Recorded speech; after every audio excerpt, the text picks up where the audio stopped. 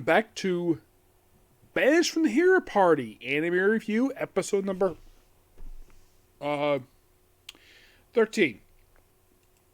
We're here reviewing episode number 18 of the series, The Man Who Doesn't Get a Chill Living.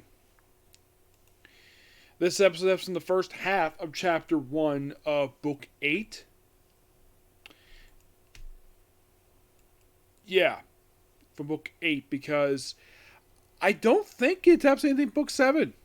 Not really, no, unless of course I missed something, because there basically there's usually these scenes that they basically take from, I don't know if it's from our book, whatever.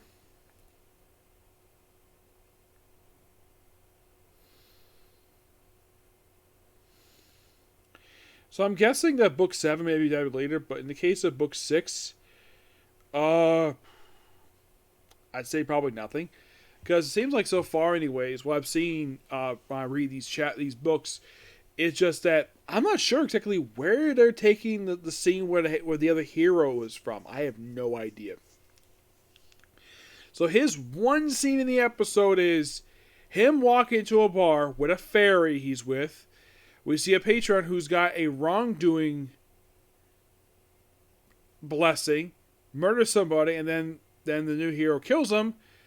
And Alondra, well actually, not Alondra, Tadora, and under her alias, as why'd you do that? Because it was basically the right thing to do. And then I think the bishop comes in and tells her, yeah, that's the correct thing you need to do, and that's the scene. It's literally just a few minutes. So we start off with basically a little bit into basically from chapter 1, where Red is visiting his sister and Tessie at their farm.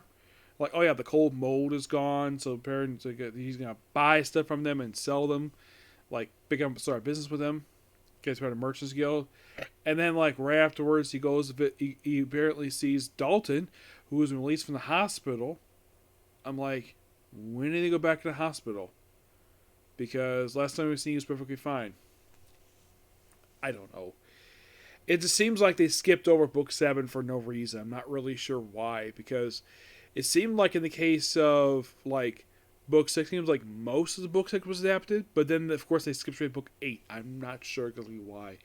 Maybe they might adapt it for a future episode. I don't know. Because from the chapter titles I see for the next few episodes, it is, from what I can tell anyways, is stuff from book number 8. Yeah. And mostly put in the case of book 6, they adapted pretty much up until I would say most of the book itself, except they adapted the book chapter 4, but then they decided to skip over the last 2 chapters of the book. I'm not really sure exactly why. They just did. So Dalton asks Red for a sparring match, but he's prepared for it.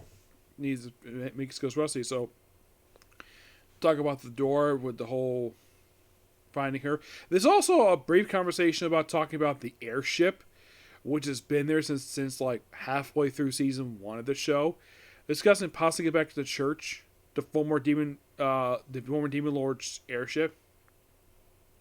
So then of course basically, well, after Red agrees to go on strand with him, he's like, nah. Probably because basically he doesn't want to hurt her. Probably because also he wants to have children with her. He does not want to basically damage anything that could prevent him having children with her. So he politely declines, which, yes, is from the book itself. And then we see the next day him training, and then Alondra comes by, which a lot of the stuff they mentioned in the episode where she's the creator of the Lotus staff style, which that's from the book too. They also mentioned about, they put this in the anime, which is not from the book. She wrote a book about the style. She wrote that. So then, of course, they go to the mountains to train, which, of course, Ruti and Tessa go with them, along with Dalton. It's basically a reunion of the heroes party, mostly, except for 2 people.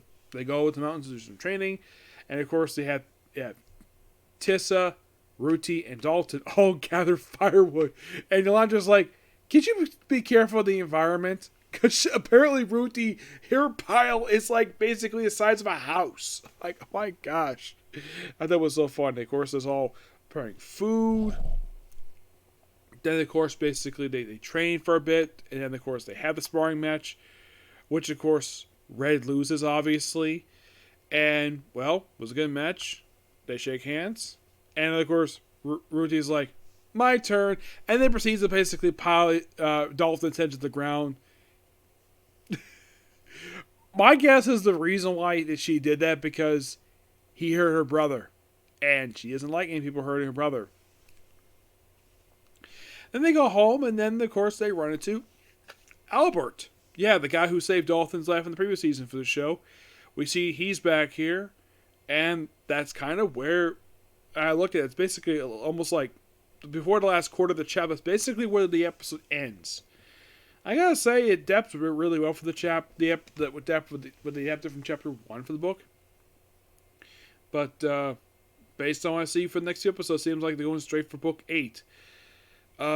Still not sure why. It's just that's kind of how it is. Okay, so that's pretty much it for particular view, and that's it for videos tonight. So tomorrow, I expect to see videos for, well, probably the last 2 for now, until I get back to it, for Eminence and Shadow. Probably a couple of comic corners, maybe 3 and 2 Shimoshi Moonlight Fantasy. Even also got stream tomorrow. So please be sure to like, comment, subscribe, turn on notifications, and do not hit the dislike button. Okay, next video. Bye.